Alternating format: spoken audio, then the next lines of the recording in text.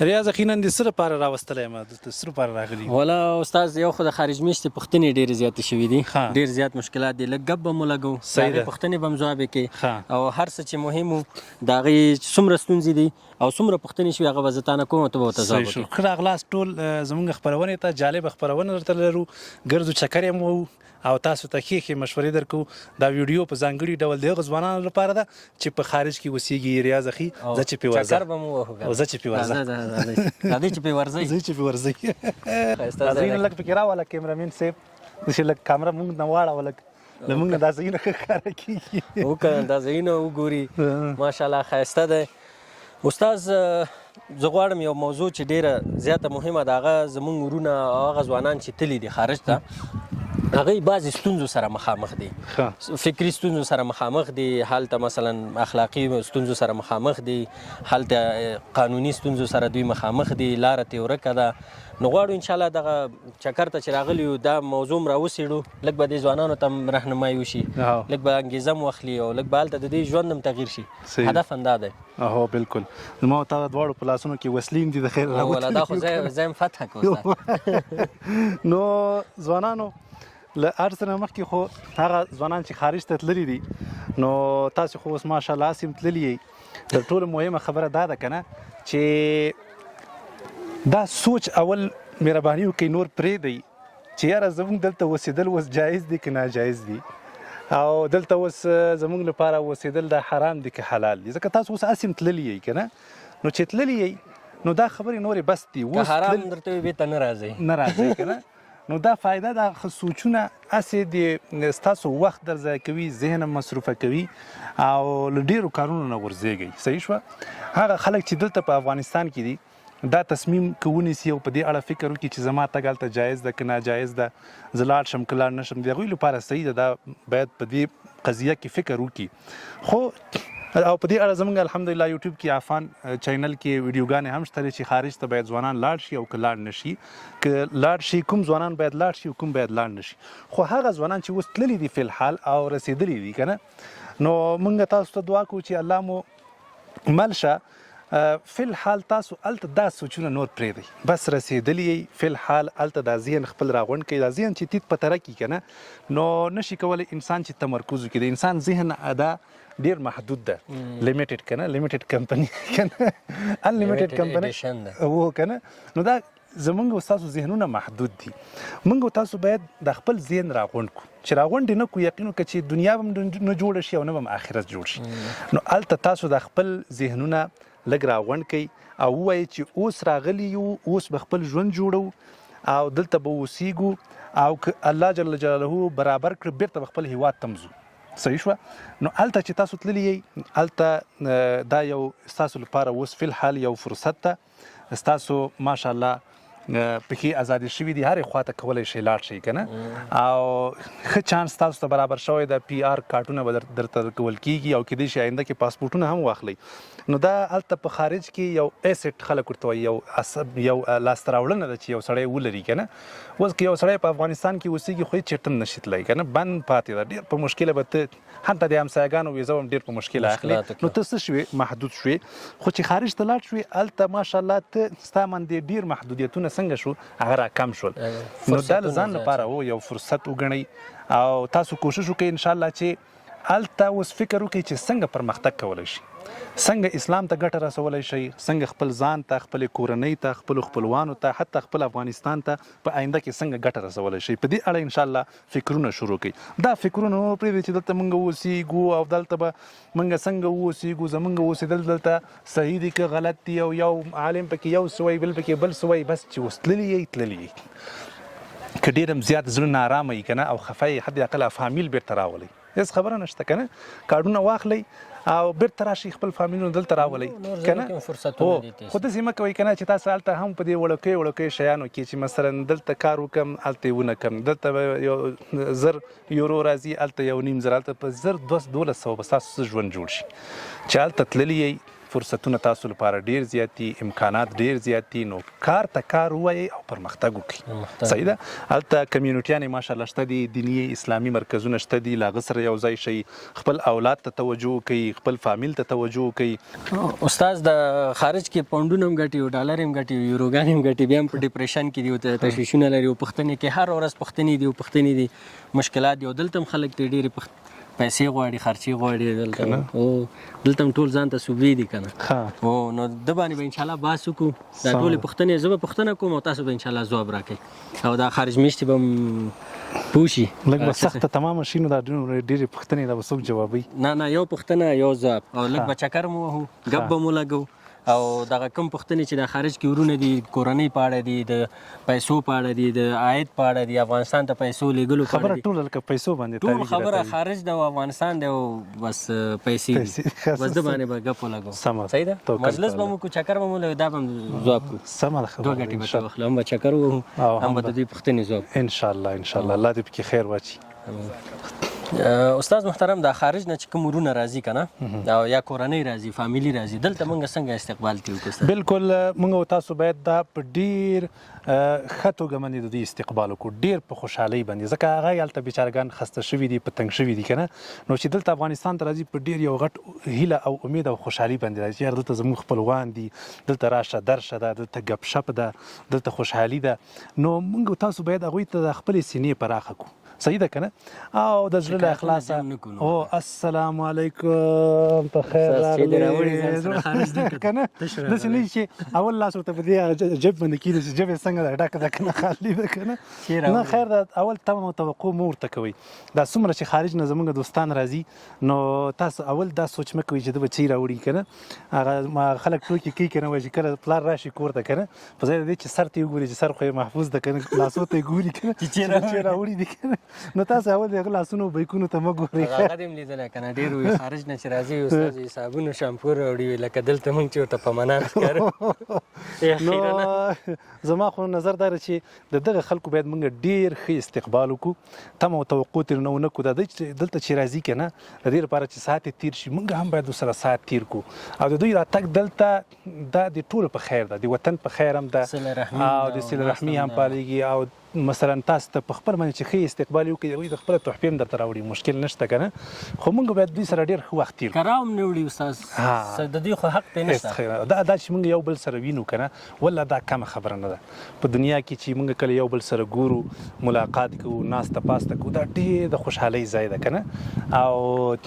نو د دې په خاطر باندې باید دغه څوک چې خارج نه راځي ډېر په ښه طریقه ورته ورشو، میدان هوایي ته رایه ولو، کور ته ډوډۍ ورته وکړو، ګپ شپ یې تر څو دوی زړونه څه شي، افغانستان ته مایله شي، نو دوی په افغانستان ته بیا آینده کې بیا راځي، نو په دې کې د هر طرف ته ګټه ده، هر طرف ته ګټه ده که نه، زموږ مینه او محبت زیاتېږي، د هغوی ماشومان دلته بیا زړه راکېږي، متاثره وي، او دلته چې ماشومانو سره لوبې ونه کړي، بدې خبرې ورسره وکړو، یا یې خفه کړو، هغوی وایي چې زه د افغانستان خو هماغه خارج کړه، بس که هلته پراته بیا راځي نه، نو صله رحمي قطع شوه، نو دا ښه کار نه ده. باید موږ تاسو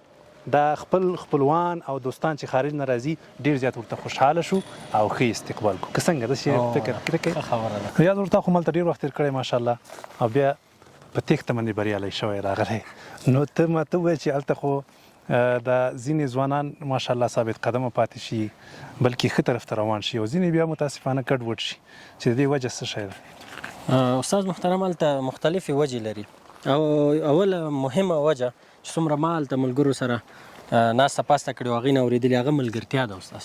چې دوی کوم ملګرو سره اوسېږي، چا سره راکړه ورکړه لري،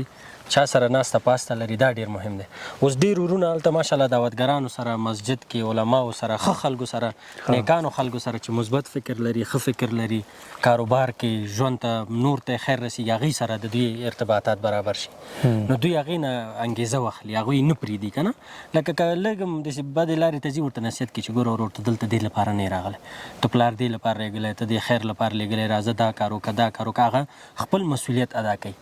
بعضې بیا غلطو ملګرو سره لاس او ګریواني، هغه چې غلطو ملګرو سره شي، هغې بیا ورته اول خبره دا کوي چې ګوره نه پلار شته، نه مور شته، هېڅ څه نشته، افغانستان نه چې راغلی ورور عیاشي ته راغلی، مزو ته راغلی، بس معتادي کې یا په سګرټو استا غلط طرف ته وهڅوي، هغې خپل ژوند هم تباهي، د دوی ژوند هم تباه کړي، نو دا ملګرتیا ډېره زیاته مهمه ده استاد. او دوم د دوی ارتباط د مسجدونو سره، ځکه دلته خو یو اسلامي ټولنه ده، مو تاسو پکې ژوند کوو، مسجد دی، خلک دي، ګناهونو هغه زمینه دونه مساعده نه ده. هلته ګناهونو زمینه مساعده ده، ډېر خلک د مسجد نه لري، د علماو نه لري، د اسلامي هغه درسونو نه لري، ټول مصروفه وي په ژوند کې. نو هغه ډېر وخت چې ته د مسجد نه هم لرې پاتې شې، د درس نه هم لرې پاتې شې، تدریس نه هم یا د اسلامي ماحول نه هم لرې پاتې شې، ملګرتیا دې هم صحیح نه وي، اتاق کې د ملګري هم صحیح نه وي، کور کې هم خلک صحیح نه وي، دا هم یو ځوان دی، هغه انګیزه او فکر خو حتمن ته اخلي ملګرو نه. هغه ملګري چې منفي طرف ته روان خو دا هم همغه فکر راخلي او همغه قدم باندې ځي، چې کله هغوی قدم باندې ځي خو بېرته دا هلک هم بیچاره هغه بېلارې شي. نو ځکه هلته ښه ملګري پیدا کول، علماو سره، دعوتګرانو سره، هلته مسجدونو سره ارتباط ساتل، نورې نړۍ علماو سره بیانونه اورېدل، کتاب لوستل، مطالعه کول، یعنې ډېرې مثبت طرف که هغه وي نو انشاءالله د دوی ژوند به هم ښه، خوشحاله به وي او کور ته به هم هغه لیږي. او که چېرته داسې خلکو سره چې هغه ټول قمار او شراب او نور بدو لارو ته ځي، نو بیا د دې هلکانو آینده هم همدغسې صحیح ده چې هغې نه بیا ویستل ډېر سخت دی د دوی. صحیح شو. پاس ځو کلان دیواله که استاد دا خو ماشاءالله ظاهر شاه قصر ده که نه دلته لاړ شو بام خواته ځو. استاد ډېر هلکان دا وایي چې دغه که چېرته زه خارج کې اوسېږم، خپل کورنۍ زه ورم هلته او راتلونکي زما اولاد بېلارې کېږي او یا هلته مثلا ګناه ته مخه کوي یا مثلا مونځ پرېږدي، هغه اسلام نه لرې کېږي، نو ځان مجرم ګڼي، ټوله ورځ ځان سره دا فکر کوي چې دا کار ما ولې وکړو، یا هلته لورګانې بیا حجاب نه اغوندي، یا مثلا دا ځوان زمنې د دین نه لرې دي. ده کې اوس اصلي مقصر څوک دی؟ دا وایي چې دې کې مونږ ګناه کړی، که مونږ دوی دلته نه وای راوستی نو دوی به داسې نه وو. حقیقت دا ده چې دلته که افغانستان کې زمونږ مسؤلیت 50% د اولاد په مخ کې په وړاندې که نه، نو هلته 100% کېږي. وجه دا ده چې هلته ټولنه ګډه وډه ده، که اولاد ته دوی وخت ورکړي او دوی ورته مینه او محبت ورکړي. موږ د اولاد د تربیت په اړه باندې الحمدلله ویډیوګانې کړي دي او پرتې دي زموږ په چینل کې ډېرې ویډیوګانې دي. که چېرته دوی هغه خبرې چې موږ ورته مخکې کړي دي په نظر کې ونیسي، یو دا چې مثلا په لنډ ډول که ووایم وخت ورته ورکړي، مینه او محبت ورسره وکړي او په داسې ماحول ورته برابر کړي چې هغه سالم ماحول وي،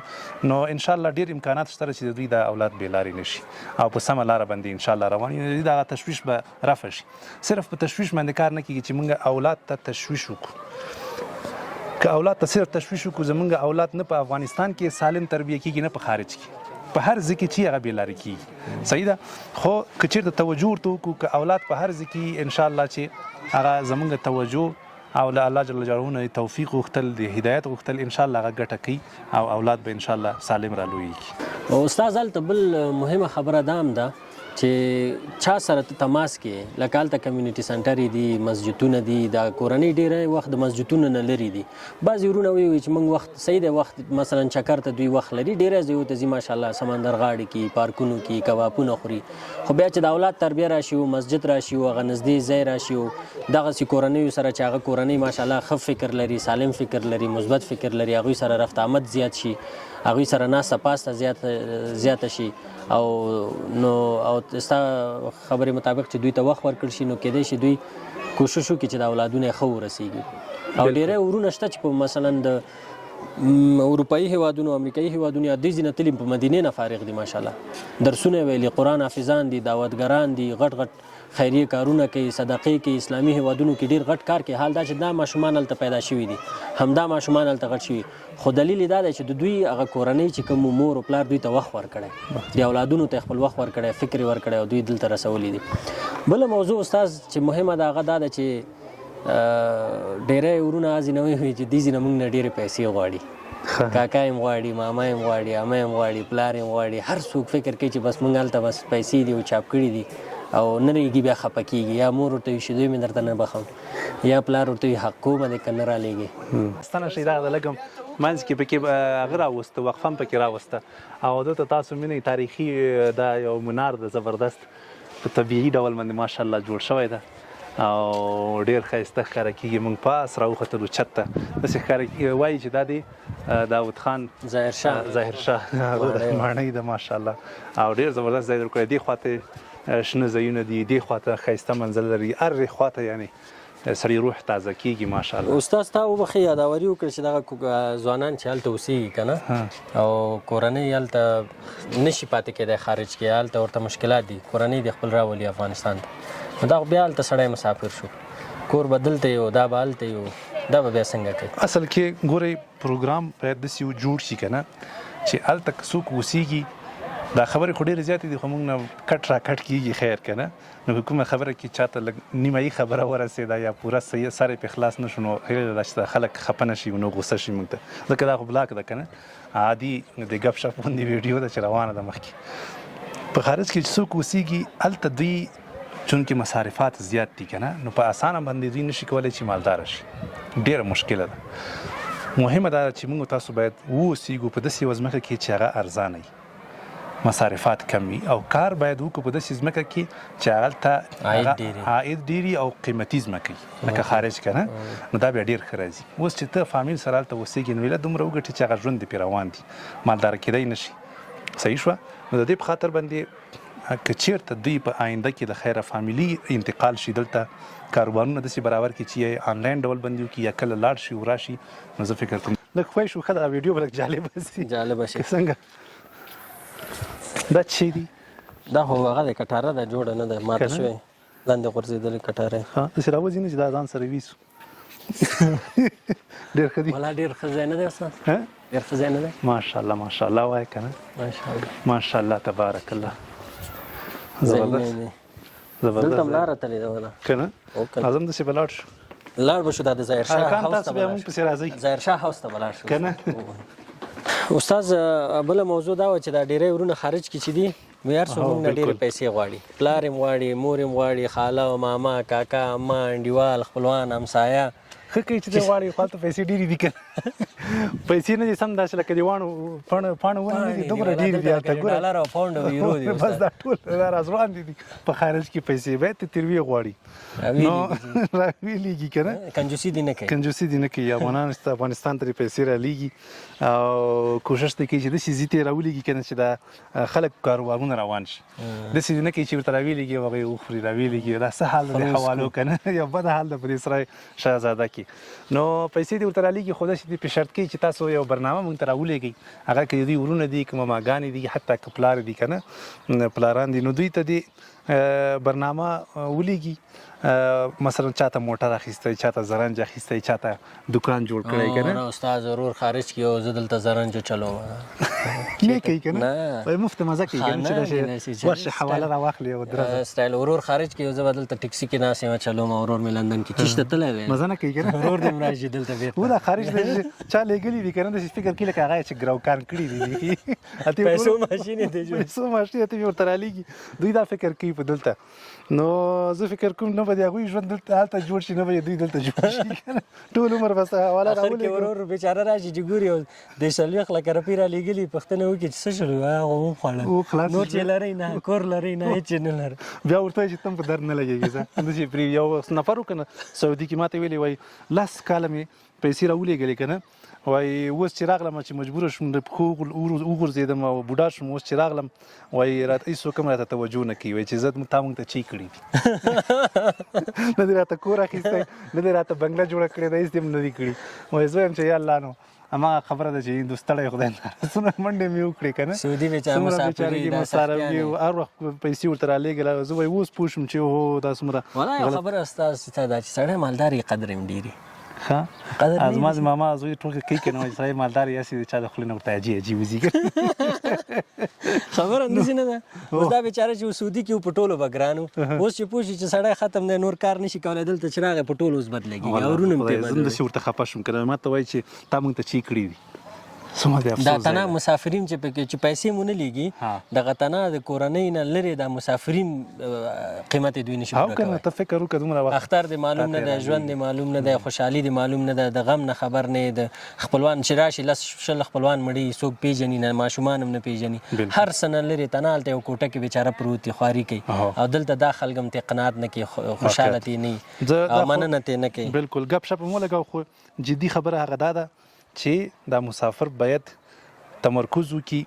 په دې باندې چې دا پیسې څنګه دوی وکاروي چې دوی ته نورې پیسې وګټي په دې سره د دوی ژوند هم جوړېږي د دوی فامیلونو باید قناعت ورکړي که دلته څوک نه پوهېږي که نه چې مثلا زمونږ د خلکو پیسې غواړي او دوی به فقط استهلاکي فکر کوي پیسې راولېږه او مصرف شوي پیسې راولېږه او مصرف نو ما مطلب دا و چې پلار بیچاره ځمکه خرڅه کړي که نه دا ولېږي چې انځه یو سرمایه خو مو لېږله نو دا ورور دې مالته دومره خواري وکړي چې دلته هغه پلار او هغه ورونو اقتصادي مشکل حل کړي او لار ورته پیدا کړي او دا ورونه دې هم ځان ورسوي ټول عمر به تر کله د بل چا په اوږو بار رسوي هغه آینده ژوند لري فامیل لري اوس بل ورچا یو ویډیو اچولی و هغه هلکه 20 کاله که 15 کاله بعد راغلی ږیره یې هم سپینه شوې وه ویښتان یې هم سپین شوی و سپین شوي و یعنې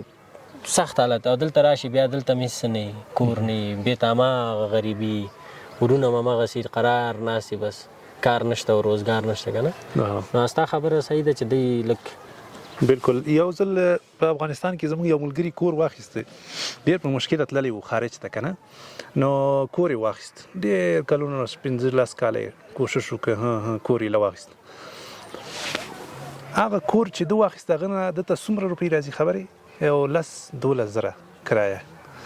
نو د الله بنده دغه 10 لکه باندې 40 لکه چې تا کور واخیسته که نه د دې تا ته اخر فایده څه شی شو 10-12 زره افغانۍ څه شی دی ټول $200 نه شو خیال دی که نه دغه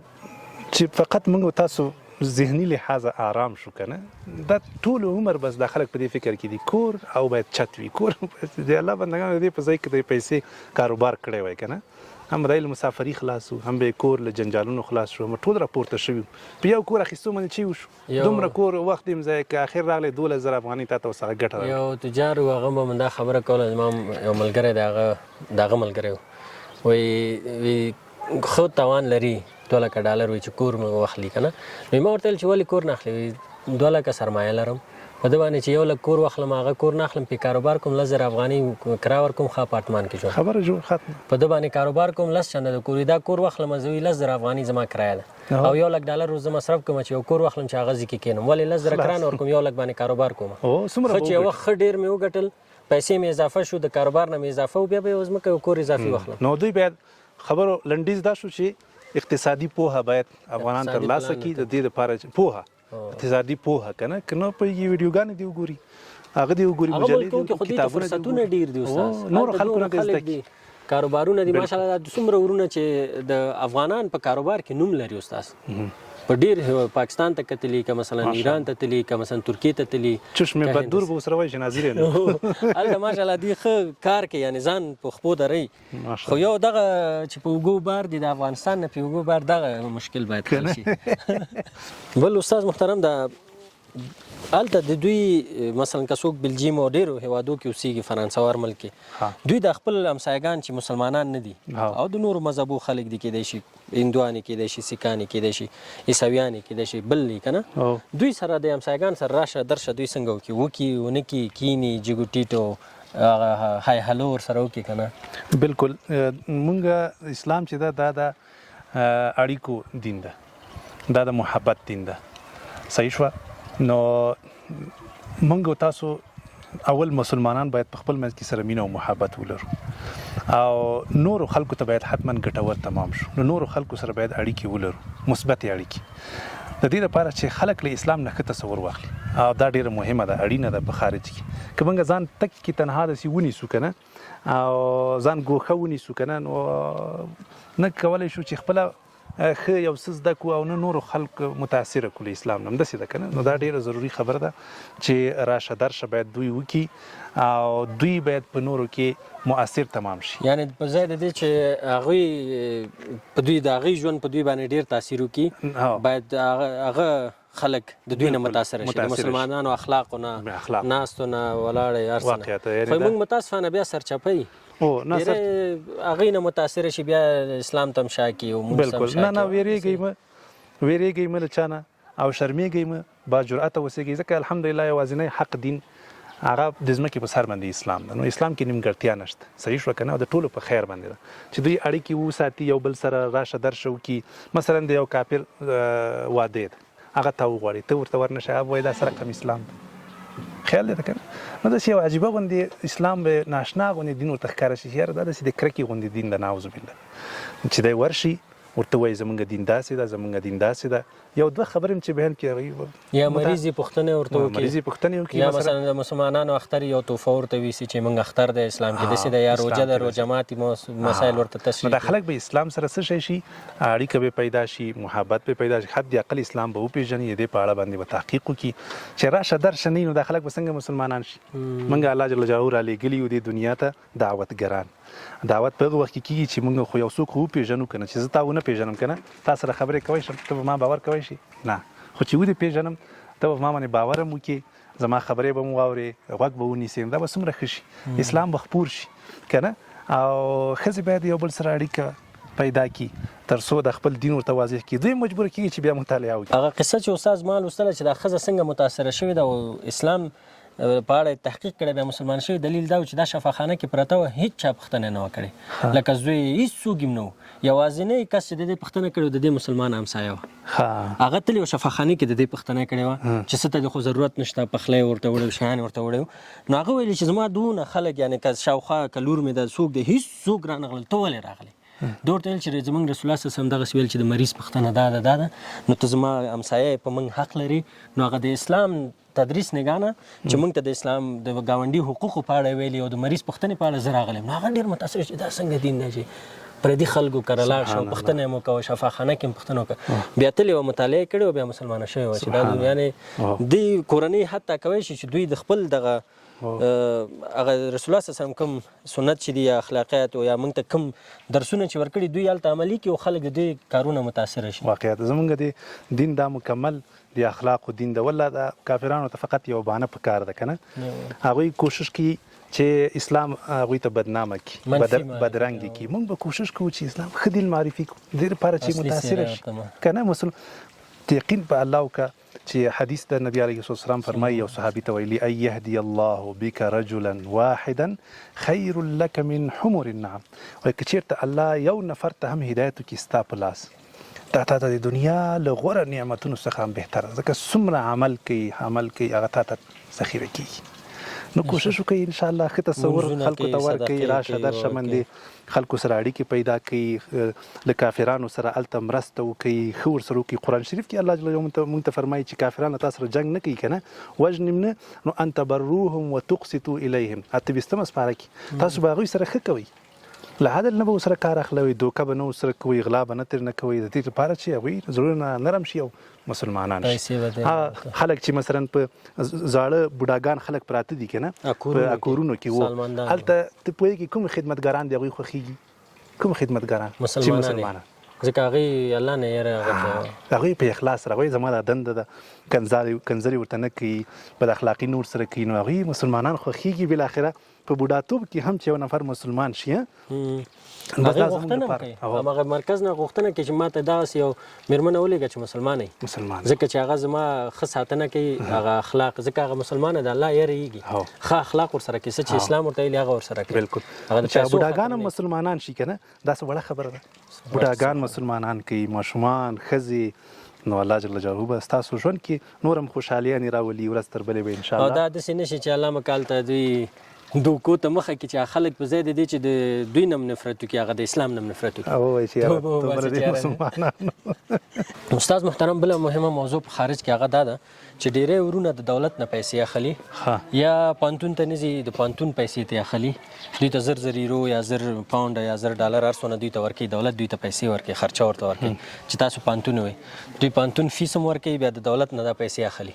بعضې ملګرو سره چې زه غږېږم ورته وایم هلکان ولې داسې کار کوي زموږ ملکونه یې ټول لوټ کړه وي شیان یې زموږ نه ویې وړل خیر موږ هم ترې پیسې وهو بس دولت ته وایي زه کار نه کوم هغې ورته پیسې و خرچه ورکوي بیا بېرته هلته پټ کار هم کوي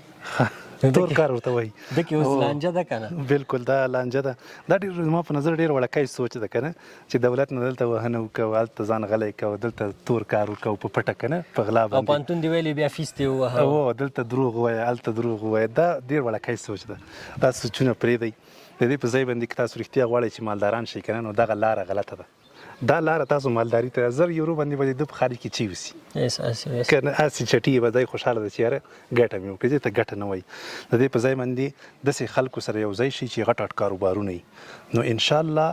په څو کلونو کې به ته وتوانېږي چې ته هم کاروباري شي چې یو وارې کاروباري شوې بیا به دغه 1,000 یورو پورې به ته خاندې چې زه یو وخت کې دې ته ناست یا د حکومت هغه پیسو ته ناست ما کارډ ورکوي که نه نو دوی ځي هلته بس لکه د خیرات خورو غوندې مسلمان باید خیرات خور ونه اوسېږي نبي علیه الصلة والسلام موږ ته فرمایي ید العلیا خیر من الید السفلا څوک چې چاته پیسې ورکوي دا غوره ده له هغه چا نه چې څوک پیسې اخلي صحیح شو که نه نو یعنې دې کې ولې نبي اسلام دا خبره کړې ده موږ په حقیقت کې تشویقوي چې تاسې پیسې ورکوونکي جوړ شئ نه پیسې اخیستونکي که نه دوی بېچارګان دغه تم سترګې نیولې چې یاره ودرېږه له حکومت نه دیجې نه پیسې راووهه دلته پټ کار وکړه هلته دروغ وایه هلته له ټیکس نه ځان بچ کړه کوم اصول چې هغوی مقرر کړي دي که نه او زموږ له اسلام سره په ټکر کې نه دي نو موږ باید د هغه ته پابند واوسېږو نبي علیه الصلة والسلام به حتی صحابه چې لیږل ورته ویلی به چې لا تغدرو د جنگ لپاره به روانو که نه کافرانو سره دوکه مه کوئ غدر مه کوئ دوکه مو کافرانو سره دوکه کول هغوی ته چل پریب ورکول دا صحیح کار نه ده دا اسلام ورسره الله مکړه بدنامیږي که نه اوس همدغه غټ مشکل هلته پیدا شوی که نه اوس ډېری هېوادونه چې هلته راپاسېږي وي دا مسلمانان یا مهاجرین دا عموما نیولي وي دا ناست دي د دولت پیسو ته په دولت بوجي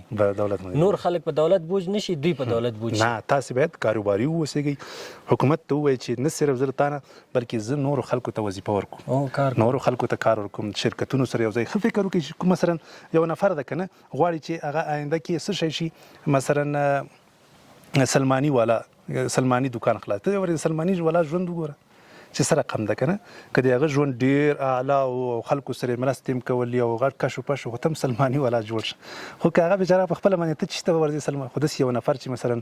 کاروباري غټ موټر یې خرڅوي فرضاً که نه نو ته وګوره چې ماشاءالله هغه څومره پرمختګ ته ورسره شه کرا به پوه شي چې دا موټر دی څنګه راوړي څنګه یې جوړوي څنګه یې ترمیموي څنګه یې خرڅوي کوم رقم کارونه کوي بس آینده کې به انشاءالله یو څو کالو کې به د هغه څه زده کړې پیسې درته پیدا کېږي تیار خوړل ډېر خوند کوي رښتیا تیار خور باید واوسي چې ته ناست یو مفتې اکاونټ ته د ټرنګ میسج راشي چې زه ریرو راغلی و په دې باندې به زموږ آینده هم جوړه شي او مزې به یو بس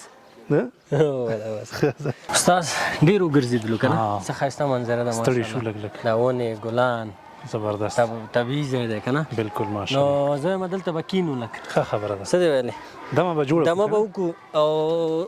دغه خبرې دغه پوښتنې وینو د خارج میشتو ورونو بس خبرې ورته وکړې الله دې وکړي چې دوی خسته شوي نه وي زموږ په دې خبرو باندې کومه خبره اشتباه شوي هیله ده چې موږ ته بښنه وکړي او له دې خبرو نه هغه خبره چې دوی په ګټه تمامیږي انشاءالله هغه دې ترې نه واخلي هم د دین راونیسي او هم د دنیا جوړه کړي خپله د ټولو خبرو خلاصه دا شوه که نه خبره خلاصه دا ده خبرو خلاصه دا ده چې تاسو هلته هم ښه ژوند ولرئ کار وکړئ حلالې پیسې وګټئ خپل اولادونو ته وخت ورکړئ ملګرتیا وپالئ خپلوي وپالئ مسجدونو سره تماس وساتئ او همداسې نورې مهمې خبرې انشاءالله موږ کوشش کوو تاسو لپاره ښایسته خپرونې ولرو او تاسو لپاره مثبتې خبرې او د علم ډک خبرې تاسو ته ورسوو انشاءالله